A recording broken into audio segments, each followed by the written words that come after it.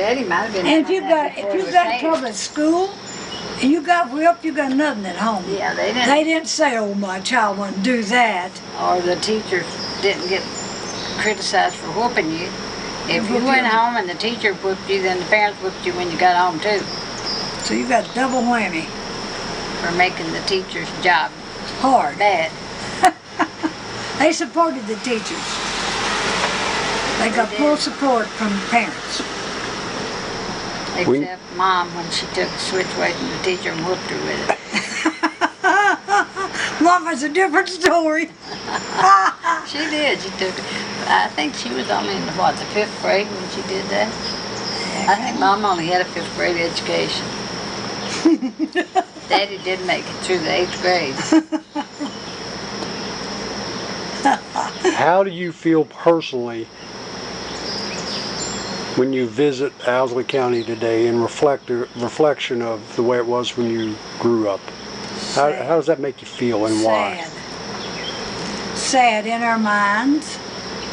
We remember things like they were. And it's different, totally different. Of course, time don't stand still for anyone.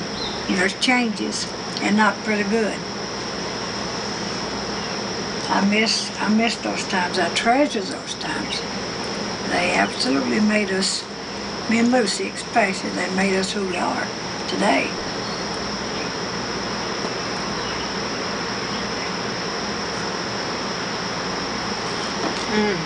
I wish the houses still stood.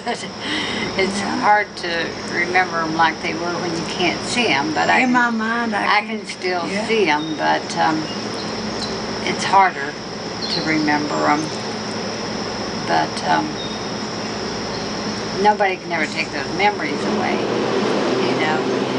And I wish everybody could have had those memories, but they can't. And once we're gone, they never will have those, you know. But it was a happy time. It was a happy time. You know, just love. You know, you had to obey. You know, you had to go to church. You knew you had to work. You had to go to school. Had to go to school. And those things that you knew you had to do, and you did them.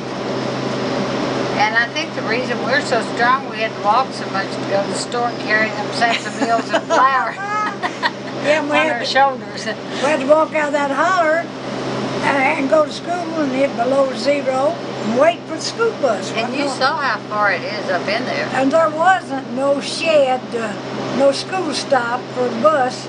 You stood out in the open elements, just snowing or sleeting, whatever. You mentioned earlier you had to walk 10 miles to church. Is that a true statement? That's true. If you went up from our house to Gracie Branch, it was 10 miles. And you walked? Yeah. Yes. Because you were made to or because you wanted to? You didn't have no you didn't have. Once in a while, somebody'd have a wagon, you'd ride the back of it. But we didn't have no cars. But you walked because if you wanted to go to church, you went. Not that you wanted to go to church especially that much, but now you saw there wasn't no Baptist churches close around there. There was Presbyterian, but Daddy wouldn't let us go to those. Wolf Creek, they had a priest in the schoolhouse. Wolf Creek now was on Nancy Creek, up that hill where we went today. You would walk all the way to the head of that holler and up a big hill mountain, and down around the ridge, and then down another hill and down another creek way down. I guess it was 10 miles that way, wasn't it? Come to Jim Marshall's place. He's a relative. Had all-day meetings and dinner on the ground at his place.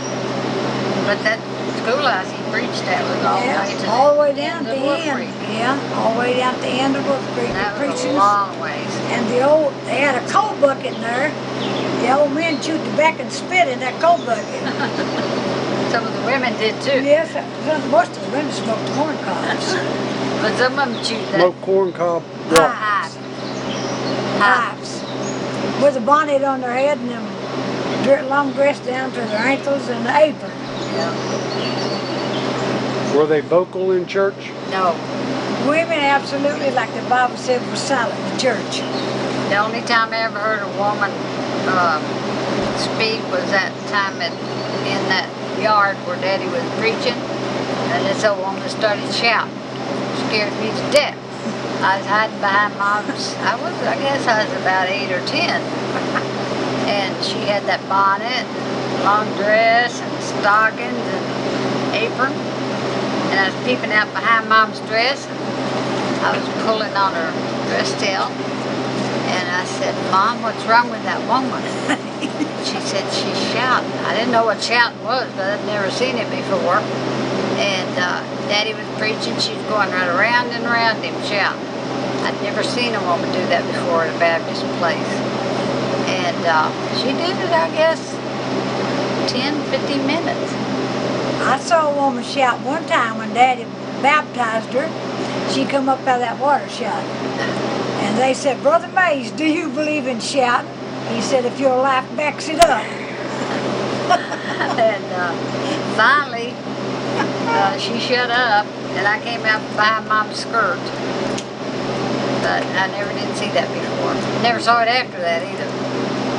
That was in somebody's yard on Wolf Creek. Hey, Jim Marshall. Yeah.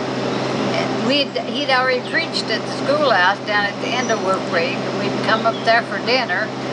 And after we got through eating dinner, somebody said, Brother Ed, why don't you preach us a sermon? He said, all right. We went out in the yard and he preached again. And Harrison Thomas's place, he used to preach in the yard.